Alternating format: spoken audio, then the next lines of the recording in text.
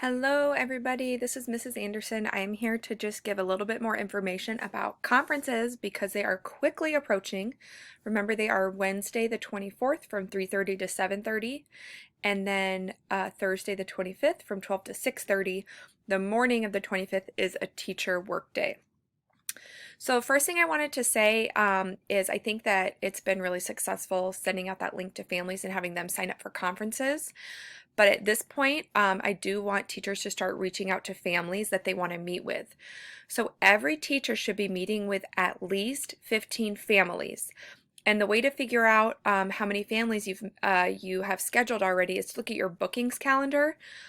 This should also sync with your team's calendar. So if you want to just look at your team's calendar for February 24th and February 25th, look at how many conferences you already have scheduled, and then start thinking about who would be good to reach out to have those conversations since we're midway through third quarter.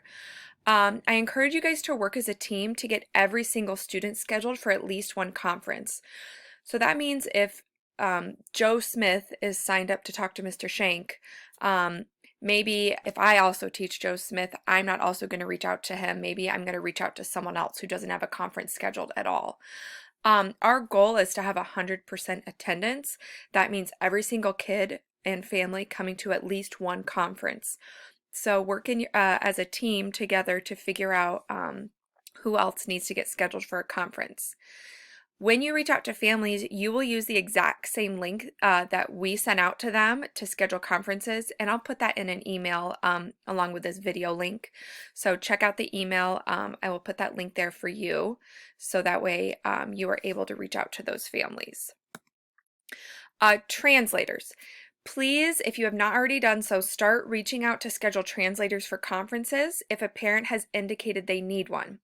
Now you might be asking yourself, how do I know if a parent asks for a translator? Well, you need to look in bookings. So I'm going to get out of this PowerPoint really quick and go over here to bookings. Remember, bookings is found in your waffle. So you go up here and then you click on bookings. And if you don't see it, remember you can type it into this down in all apps and then type it in, okay? So when you go to bookings, go to calendar, and I'm just going to go ahead and use Mr. Sharp since he's right here. I've already forwarded ahead the date here. So even though it's the 16th, I already clicked ahead to the 24th since that's when conferences are going to be scheduled. And I see, if I'm Mr. Sharp, I see that I already have 5 conferences scheduled on this date. Looks like I have a block of time up here from like 3:30 to what is this, 4:45, so I could reach out to some families and schedule here.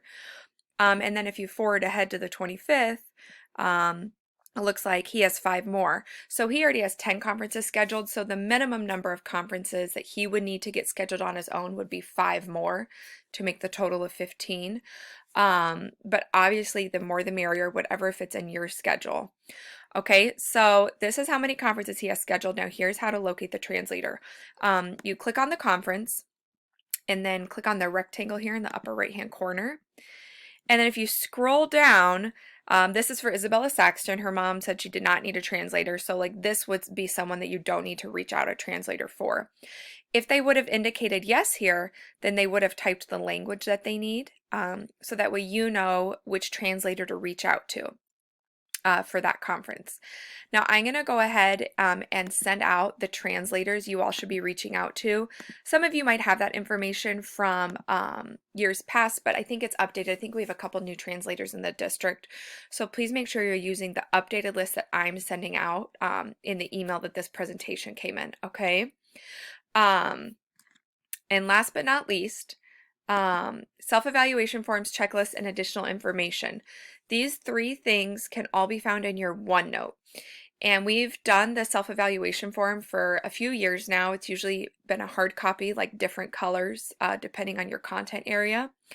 But just like we did in October, we're going to go virtual with this. So there's 2 different formats you can pick from.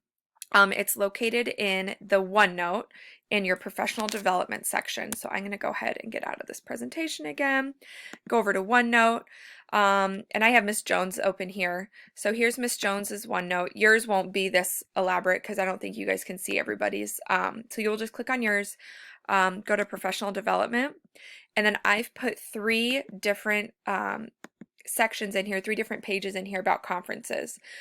This checklist I'll put a hard copy in your box, but it's just something to help you keep track of what needs to get done before conferences, during conferences, what to talk about with families if you kind of don't know how that should be structured, and then after conferences.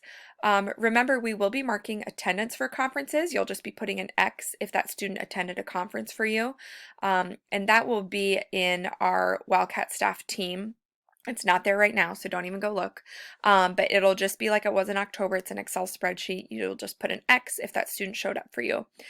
So this, I will put a hard copy in your box by the end of this week. So I would say by Friday the 19th, you'll have a hard copy of this in your box, okay?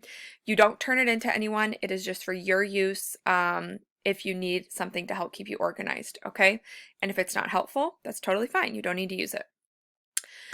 Here's just some general information. This was sent out a couple weeks ago, kind of when I rolled out how we were going to be doing conferences by sending that link out to families.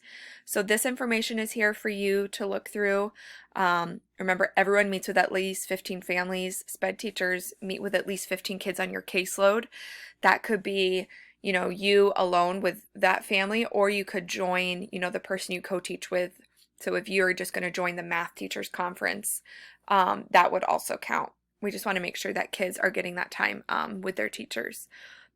And then here's the self-evaluation forms. As I already kind of talked about, there are two different formats. You can copy and paste this document and then distribute it to kids like in their OneNote if you use OneNote in class. Or you can click this link, and when you click this link, it will open up a form for you to duplicate. So basically what you'll do is you'll hit this green button, duplicate it. And if you need to make a couple tweaks here and there, like if you want to put like your name up here so kids know that they're filling it out for your class, you'll be able to do that once you click duplicate. So two options for the self-evaluation forms, okay? Remember, kids have to fill out a self-evaluation form for every single class they're in. So they'll fill one out for math and for language arts and for PE and for music and for science, etc. Okay, so please make sure you take a little bit of time before conferences next Wednesday to have students fill out a self-evaluation form. I hope this video was helpful. I decided to make a video so we don't have to have a meeting about conferences because I know that your plan time is precious and I don't want to take any more of it than I need to.